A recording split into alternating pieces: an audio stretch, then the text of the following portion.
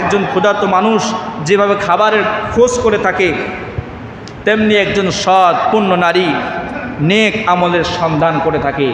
দেখবেন অনেক মহিলারা আছে তারা অধিক হারে রোজা রাখে, কিছু কিছু মহিলা দেখবেন তারা সোমবারে রোজা রাখে, বৃহস্পতিবারে রোজা রাখে, এরপরে আয়ামবাজের রোজা যেটা 14, 15, 16, 13, 14, 15 চাঁদের এই রোজা রাখে এবং বিভিন্ন নামাজ পড়ে, নফল নামাজ অধিক হারে পড়ে এবং তাহাজ্জুদও পড়ে, ইশরাক চাস্ত পড়ে, আওয়াবিনও পড়ে। মহিলারা কিন্তু পুরুষদের চেয়ে অনেক কিছু কিছু মহিলা আছে যারা বেশি আমল করে মহিলাদের চেয়ে, কিন্তু পুরুষরা আমরা কিন্তু ওই জিনিসগুলো করি না।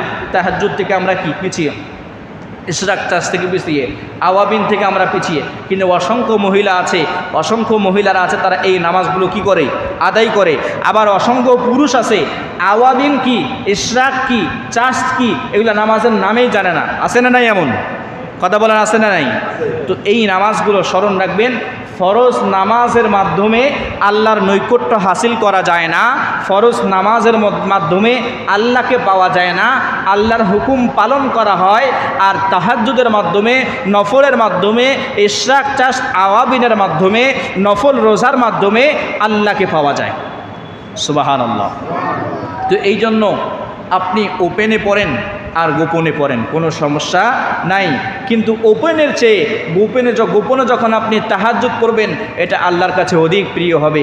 গোপনে যখন আপনি নফল নামাজ আদায় করবেন, ইশরাক চাস্তের নামাজ আদায় করবেন, আওয়াবিনের নামাজ আদায় করবেন। আচ্ছা, ইশরাক চাস্তের নামাজ যেহেতু আসলো, ইশরাক চাস্তের নামাজ কোন সময় পড়তে হয় হয়তো আমাদের অনেকের জানা নেই। ইশরাক চাস্তের নামাজ সূর্য ওঠার 25 মিনিট পরে পড়তে হয়। কয় মিনিট পরে? কয় মিনিট পরে? জোরে বলুন, কয় মিনিট? 25 মিনিট পরে ইশরাক এবং চাস্তের নামাজ 2 রাকাত করে পড়লেও হবে, 4 রাকাত যেটা সর্ববেশি, যেটা উপরে 4 রাকাত ইশরাক চাষ পড়তে হবে, 2 রাকাত করে পড়লেও হয়ে যাবে।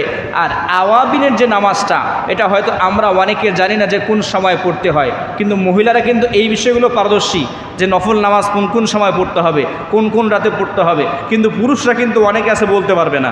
আওয়াবিনের নামাজটা মাগরিবের নামাজের পরে পড়তে হয়। কোন নামাজের পরে? মাগরিবের নামাজের পরে। এটা হচ্ছে 6 রাকাত। কয় রাকাত? 6 রাকাত। আর তাহাজ্জুদের নামাজ এটা ঈশার নামাজের পর থেকে নিয়ে সুবহে সাদিকের পূর্ব আগ পর্যন্ত এটা কি করা যায়? করা যায়, কিন্তু এটার জন্য শর্ত হলো যে ঝিমানো ভাব আসতে হবে, চোখের মধ্যে ঝিমানো ভাব আসতে হবে। আর তাহাজ্জুদের নামাজের সংখ্যা হচ্ছে 8 রাকাত। অনেকে প্রশ্ন করে তাহাজ্জুদ নফল বলবো না সুন্নত বলবো?